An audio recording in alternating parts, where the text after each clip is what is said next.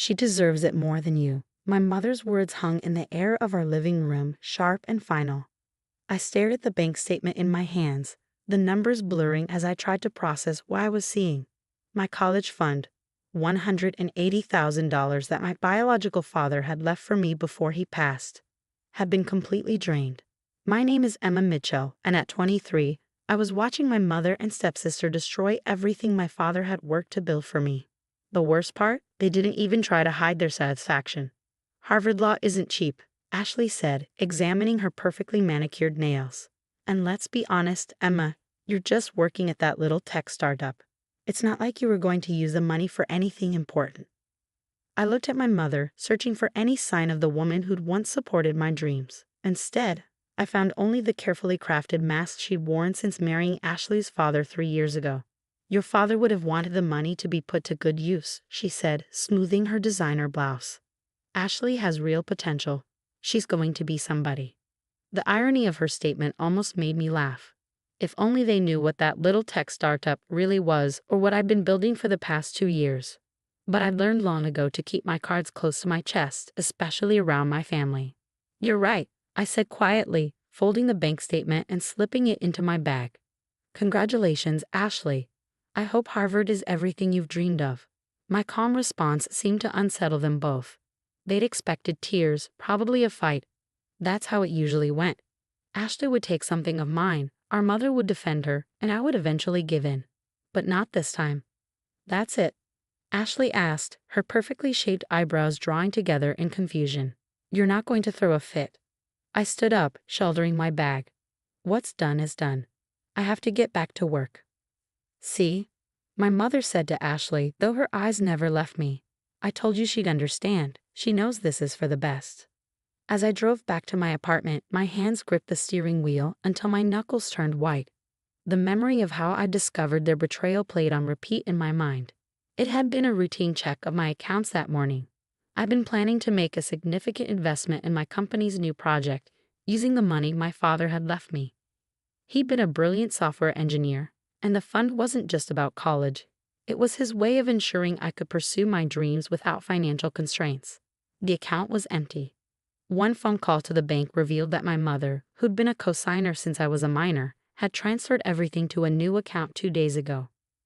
When I confronted her, she'd invited me over for what turned out to be an ambush, with Ashley there to twist the knife. My phone buzzed with a text from Jake, my best friend and business partner. Did you talk to them? What happened? I pulled into my parking spot and took a deep breath before responding. They gave it all to Ashley, for Harvard Law. His response was immediate. What? Are you okay?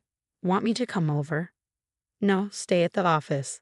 I'm heading back now. We need to finish the prototype. I looked up at my apartment building, not the luxury high-rise where my mother and Ashley lived, but a modest complex where most of my neighbors were other young entrepreneurs and tech workers. They thought I lived here because I couldn't afford better. They had no idea I owned the entire building. That night, I sat at my desk, finalizing the code for what would become either my greatest achievement or my biggest failure. The prototype was nearly complete, a revolutionary security software that could change how companies protected their data. 2 years of work, countless sleepless nights, and every penny of my savings had gone into this project. My father would have understood. He taught me my first programming language when I was 8, showed me how to build my first computer at 10. Never let anyone tell you what you can or can't achieve, Emmy, he'd say. Just smile, nod, and prove them wrong. My phone buzzed again. A group text from my mother to the entire family. Celebration dinner this Saturday, commemorating Ashley's acceptance to Harvard Law and the start of her brilliant future. Attendance mandatory. Below it, Ashley had added, Thanks again, Mom, for believing in me. This wouldn't be possible without you guys supporting my dreams. I set my phone down and turned back to my computer screen. The code I'd been working on blinked steadily, waiting for the final touches. 2 more weeks. That's all I needed. Hey, Jake, I called out to my partner, who was still working at his desk across the room. How close are we to the investor meeting?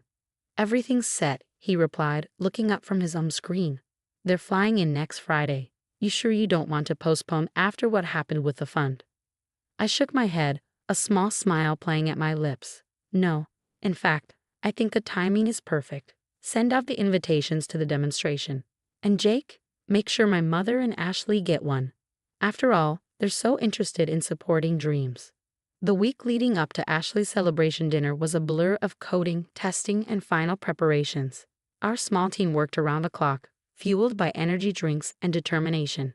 The prototype was coming together better than we'd hoped, and the initial security tests were exceeding expectations. Thursday night, I received another text from my mother. Don't forget, dinner tomorrow at La Maison at 7. Dress appropriately. The Dean of Harvard Law will be joining us.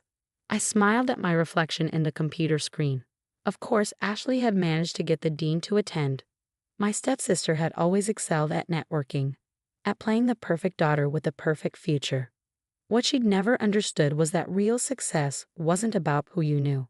It was about what you could create. Final test complete, Jake announced, his voice tired but excited. Emma, you need to see these results. I walked over to his station, where performance metrics scrolled across the screen. Our security software had just blocked every single attempted breach, adapting and learning in real time. It was exactly what my father had theorized was possible, years before anyone else had thought of it. We did it, I whispered, placing a hand on Jake's shoulder. It actually works. Your dad would be proud, he said quietly. You know that, right? I nodded, thinking of the leather-bound notebook I kept in my desk drawer, my father's last project, filled with his ideas and theories, the same theories I'd used as the foundation for our software. Friday evening arrived too quickly. I chose my outfit carefully, a simple black dress that looked modest but cost more than Ashley's monthly shopping allowance, another detail my family didn't know about my success.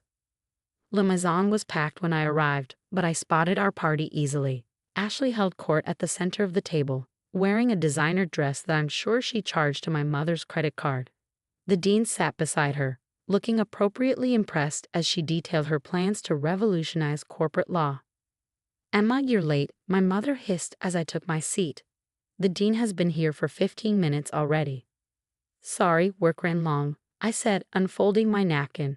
Important project deadline.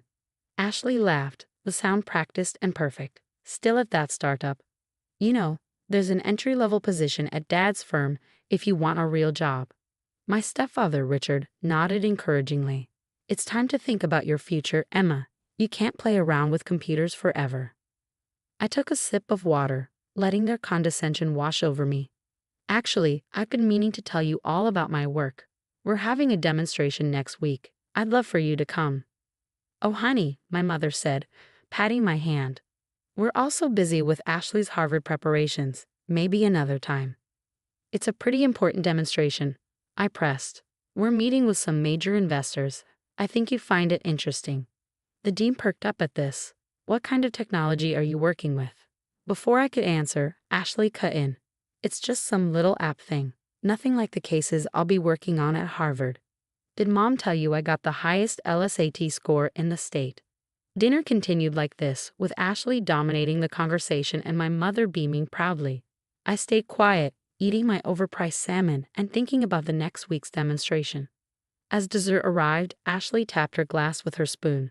I'd like to make a toast, she announced, to my amazing mother, who has always supported my dreams, who knew exactly what I needed to succeed, even when it meant making tough decisions. Without her believing in me, and without that college fund, none of this would be possible. Everyone raised their glasses. I did too, but my mind was already on Tuesday's presentation. Will you at least try to look happy for your sister? My mother whispered as we left the restaurant. This is a huge achievement. I turned to face her, maintaining my calm smile. I am happy, Mom. In fact, I can't wait to show you just how happy I am at next week's demonstration. You'll be there, right? Both of you. Something in my tone must have unsettled her because she hesitated before nodding. I suppose we could stop by, if it means that much to you. It does, I said, checking my phone as a text from Jake came through. Investors confirmed. All systems go. Perfect, I replied, then looked back at my mother and Ashley. Tuesday at 2 p.m. I'll send you the details. Trust me, you won't want to miss this.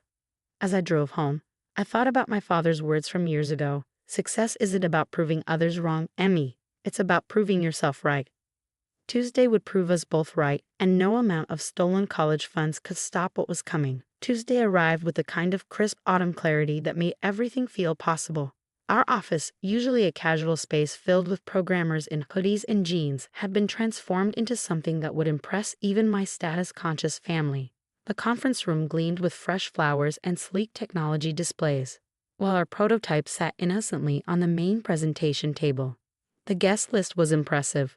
Representatives from major tech companies, venture capitalists, and several prominent cybersecurity firms.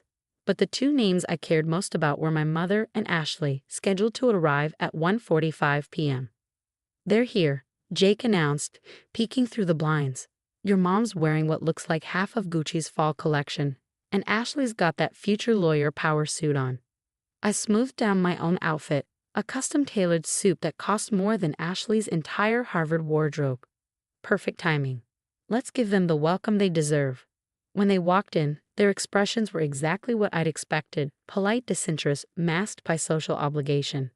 But I noticed their eyes widening as they took in the prestigious crowd, the elegant setup, and the obvious signs that this was more than just some little app thing.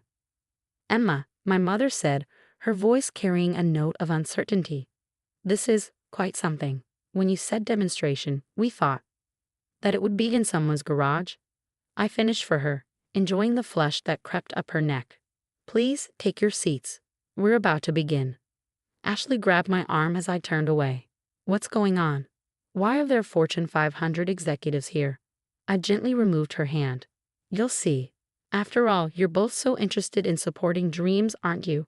The presentation began exactly at 2 p.m. Jake handled the introduction, outlining the growing crisis in cybersecurity and the billions lost annually to data breaches.